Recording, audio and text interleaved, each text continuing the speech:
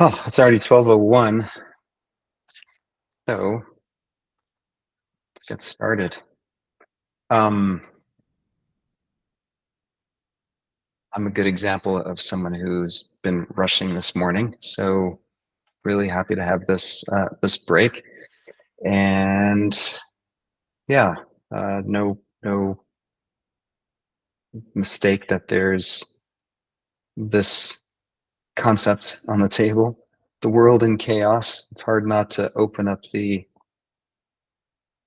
uh, I was about to say open up the newspaper. I don't actually do that anymore, but open up the media, open up YouTube, wherever it is that we go to get our information and feel this consistent stream of chaos. And part of my occupational hazard is because I'm a bit of a science geek, I can't really imagine all of this going on without trying to visualize the imagery of what's going on in my brain. How's my brain perceiving all of this?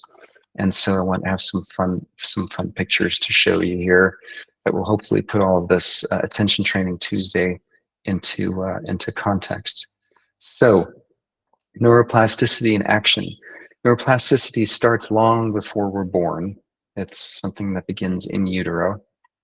But when we are born with brain scans that look something like this. So these are, renderings of slices of a neocortex of a newborn. So you can see these long, spindly kind of black things those are neurons. And we're born with about 95 to 100 billion of them, and in different layers in the neocortex, and it's a pretty magical thing.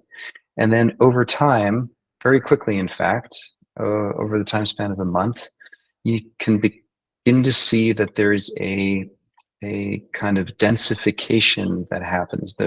Something begins to occur where these neurons begin communicating with each other. They start reaching out to each other. These are the axons and the dendrites of each of these neurons. They based on whatever's happening in the infant's environment, even by 1 month, there's a significant increase in the amount of connections between the already existing neurons. By the time you get to 9 months, you can see it's turned into a downright little city. So there's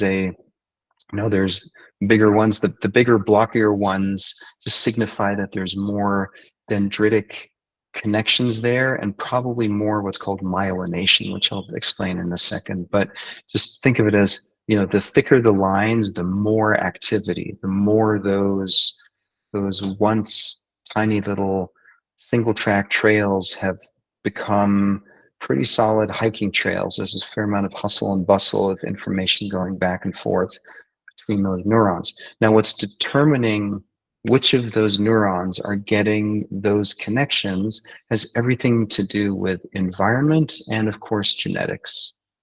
Right? So presuming the genetics are established in sort of a statistically normal manner, then the rest is really up to the environment. So take that same brain and expose it to completely different environments and experiences, and these clusters of neurons will develop very, very differently.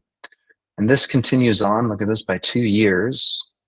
So you can imagine, I mean, in the first years, these toddlerhood years are just an astounding amount of there's this hyperneuroplastic changes going on. And just look how the density has grown, right? It's not just the volume of the number of connections, but also all of them have somehow found new connections. And then something magical happens between these early ages and well into adulthood, into when we're 25 years old. And you can compare that to the adult brain. And the magic that happens is that about half of those connections that were established will have been lost. It's called pruning. So the human brain will grows all of these connections like crazy because it's trying to figure out, it's trying to learn what's what, and it doesn't quite know should these neurons be talking to those neurons in order for me to be able to move my thumb or swallow or drink water or eat or cry or whatever. And then after a while that gets figured out, and then a consolidation process happens where we start removing the excess uh, connections that aren't really doing anything. Now, the reason this is relevant is because this is what shapes, for those of us, if we struggle with complex or some kind of developmental trauma, this is all baked into the experience here. So the brain, the adult brain, now has a lot of these established super highways of information going back and forth that make information transfer really, really easily. And that includes good information like a joke, but it also includes sometimes not so useful information like a really heavy, sad feeling of depression or the fear of anxiety. Just a reminder that this is what this looks like. So the reason I'm coming back to this on Attention Training Tuesday is to remind us that it's not just what we pay attention to, it's also what we choose not to pay attention to that actually really shapes our mood, shapes the evolution and the formation of our synaptic networks, and frankly gives us the hope that since neuroplasticity is always continuing, that if we stop feeding certain networks, be they the anxiety networks or other parts of ourselves that we just are struggling with, if we intentionally replace those with networks of our choosing, um, that's the I think I just defined self-directed positive neuroplasticity right there. But the main thing that I want to focus on today, just for a few more minutes, is it's just as much what you don't focus on. So let's actually try that just for a few minutes. So close your eyes.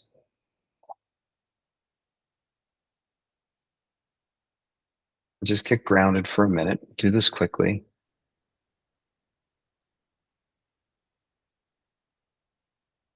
Notice the breath entering and leaving the body.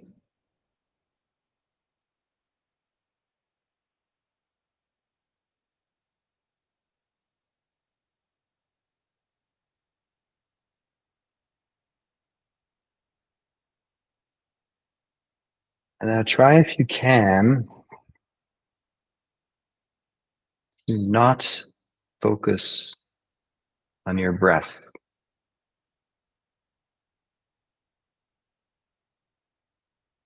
Don't pay any attention to the body breathing.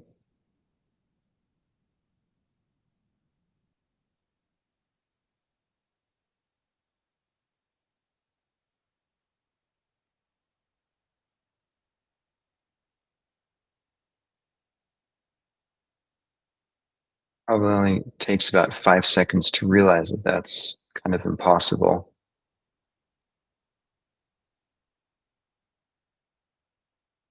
And so let's switch gears and go ahead and focus on your feet. Put both feet up flat on the ground. Bring your full attention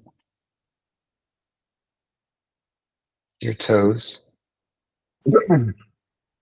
Maybe wiggle them. Get some movement, some energy. Wiggle your toes and notice your feet, contact with the ground. Now stop moving your toes and just relax your mind, to your attention, into your feet. Notice the temperature, the sensation.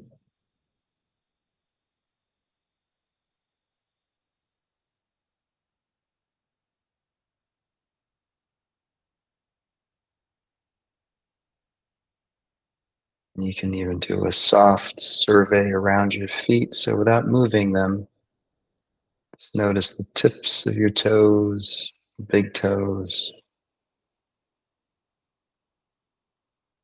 and slowly work your way around the tips of all your other toes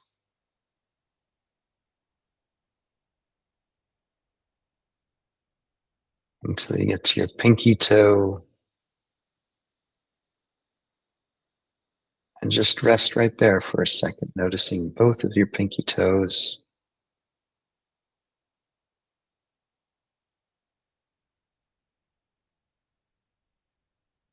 Moving your attention to ball of your right foot.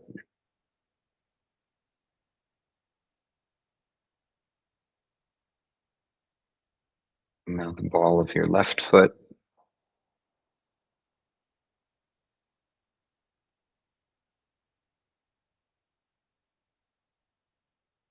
Slowly imagine yourself drawing a line with your attention, crawling along the bottom of your foot, across the arch,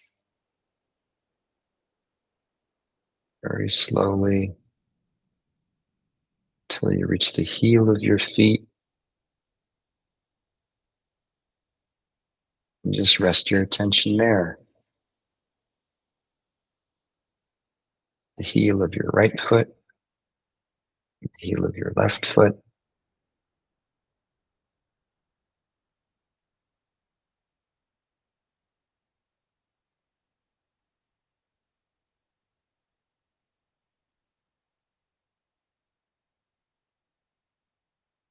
Now, while you were focusing on all of your attention on your feet, I'm wondering how many of you noticed your breath at all, if at all.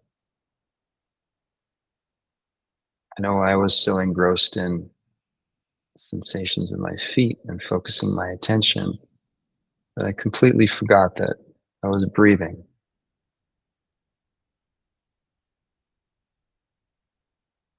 Whereas right now, if I bring my attention back to my breath,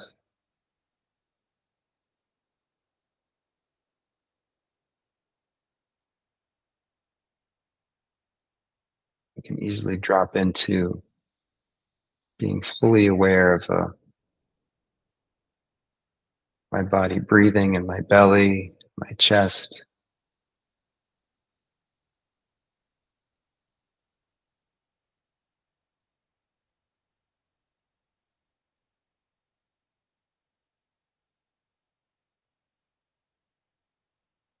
In the spirit of time, I obviously played a little bit of a trick on you all by asking you to not pay attention to your breath in the beginning, knowing full well that it's not really possible. But I then distracted you by focusing on your feet, which was possible. Meaning, with focusing on something makes it easy to let go of some other things. I think it's a really good metaphor for it's not making breath bad or feet better, but when we're struggling with certain kinds of attention or fixations or ruminations, oftentimes we're almost taught like, well, don't think about it so much, or just let it go, or just stop doing that. And it's frankly really not very useful advice. And so oftentimes distraction, we're focusing on something else. And this is where this kind of attention training meditation can become incredibly invaluable. If you're really ruminating on something that's bothering you or really upsetting you, see if you can, rather than push it away and say, I'm not going to think about it, I shouldn't be thinking about it, is see if you can focus on something completely different and give that your complete attention. Because what those little neurons are doing, as we saw earlier, they're constantly changing. They're looking for connections that they should form or connections that they should unform or prune and reinvest elsewhere. So I hope this was a good, interesting scientific little twist on Attention Training Tuesday. I see we're out of time, so I'm gonna wrap it up. But hope that was helpful and practical, and hope to see you tomorrow. Take care, everyone.